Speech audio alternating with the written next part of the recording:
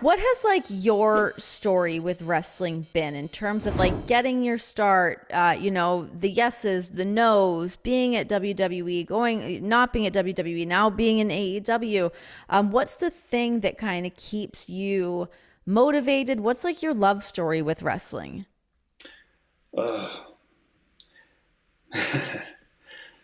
I'm glad we get to kind of cover a little bit of this because for a long time and in other interviews I've given and I apologize to any other interviewees who are going to be watching this, but I've given the general Sorry. blanket generic answer of, oh, it's been great. I love professional wrestling and I'm very happy. The reality is it's been a love-hate relationship. Mm-hmm. It has been up and down. It has been a lot of down, but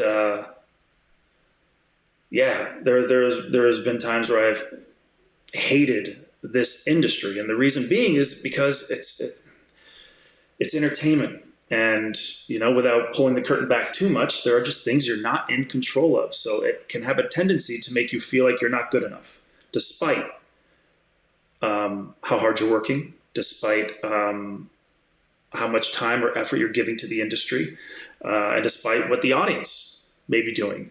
Mm-hmm. It just might not be your number. And this business doesn't owe anybody anything. You've heard that before, and anybody who's been in it for an extended period of time will agree. It doesn't owe us anything. It moves on with or without us. If you ask anybody, any wrestler who's come on here, who's your Mount Rushmore? Number one, that is the most impossible question to answer, in my opinion. Yeah. There's so many categories. You can't answer that. So don't ask me that. I won't close out with that. Don't worry. It's not coming. But it's always the same. It's always the same kind of quiet. It's always The Rock, or it's Stone Cold, or it's Flair, or Hogan, da da da. All people who have left our industry. Business is still rolling strong. If not, this is the most profitable time in our business ever. So what keeps me kind of motivated and what keeps me kind of going is knowing that my legacy, the legacy I leave behind, will have nothing to do with pro wrestling, in my opinion. No one's going to probably remember me in great detail after I'm gone, but my son will. My son will know what I've done. My future children will know what I have done. My family knows what I have done. So my nieces and nephews will know what I have done.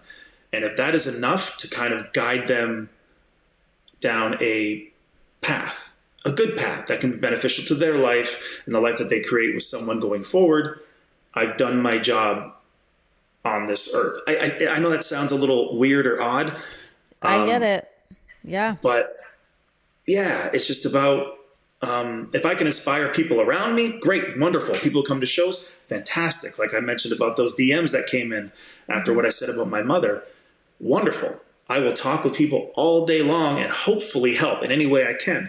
But at the end of the day, my legacy is going to be remembered by my family the most. And that is what matters most to me. So that's what keeps me kind of going forward. And that's kind of why I've recently had a bit of a change of heart. Like my son is going to go back and watch a lot of things that I did. And he's going to question, why did you hit that guy in the head with a chair? Why is he bleeding so much? Why is he... And I got to explain to him, it was a time in my life.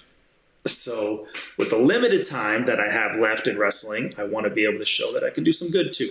And that starts with being honest a lot.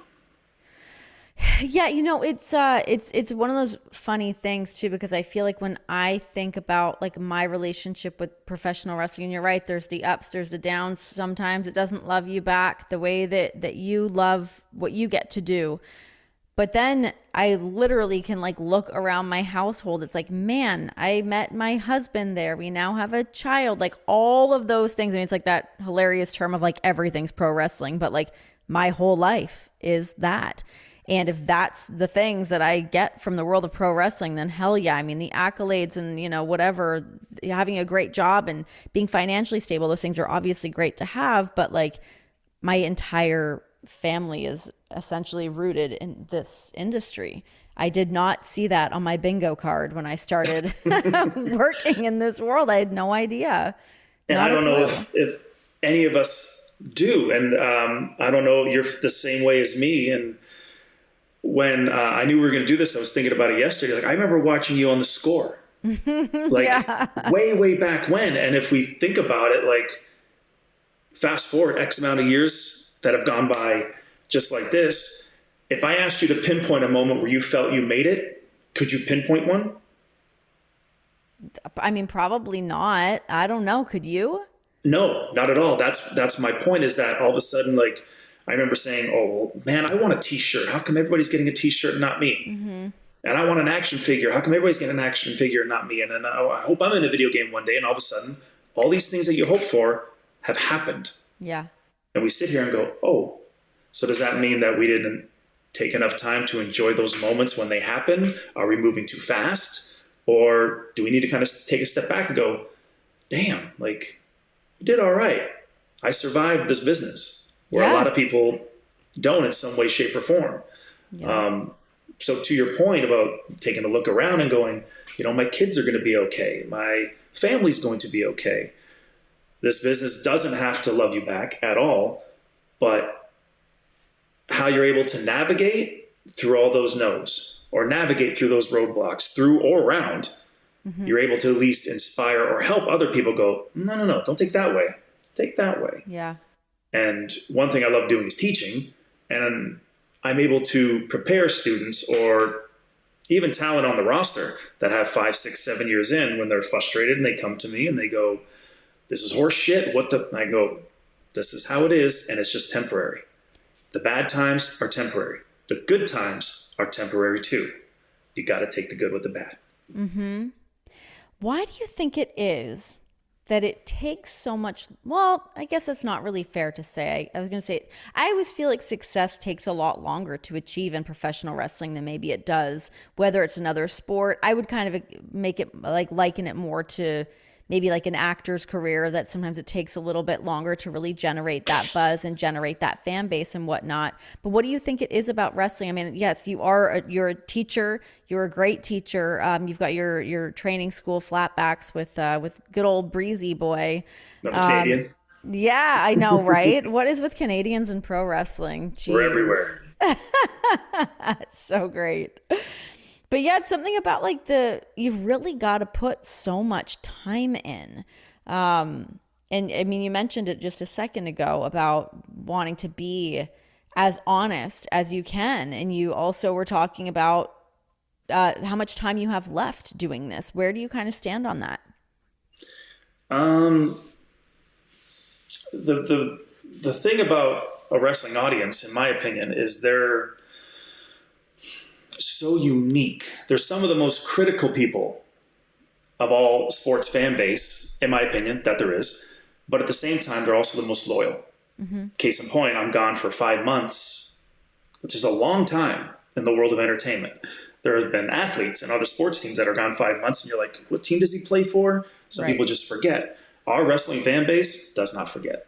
That's why people can go away and have children and come back 5, 6, 7 years later, and they're welcomed back with open arms, because our audience just cares. Whether they like to admit it or not, they do. But the wrestling is just, it's built and based, a lot of it, on ego. So I know I had people tell me that it wasn't a good idea.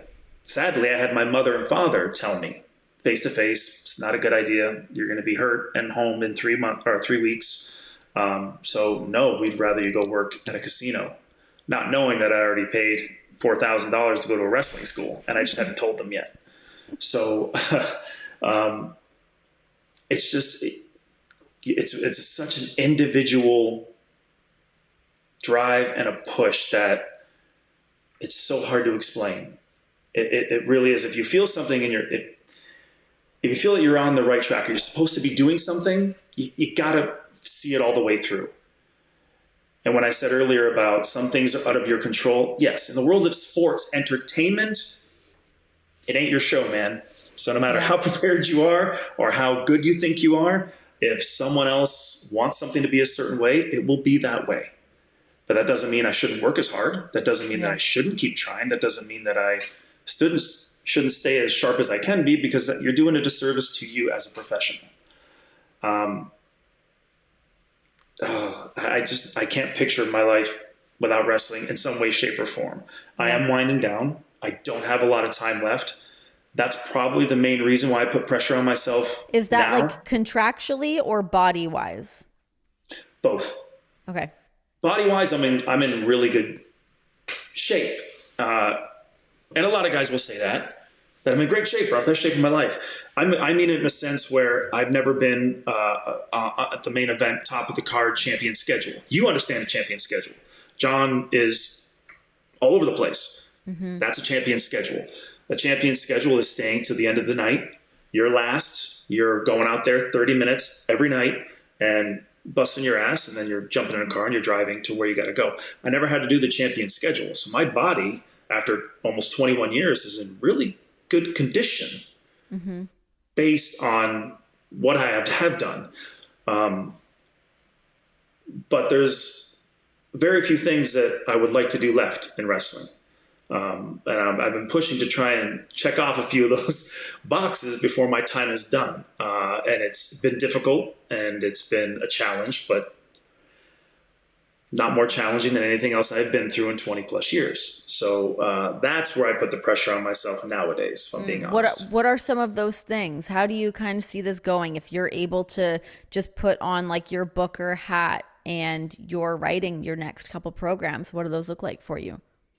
So my favorite picture of all time, aside from anything my wife is currently in or will be in the future with my son, is Brody Lee, very good friend of mine.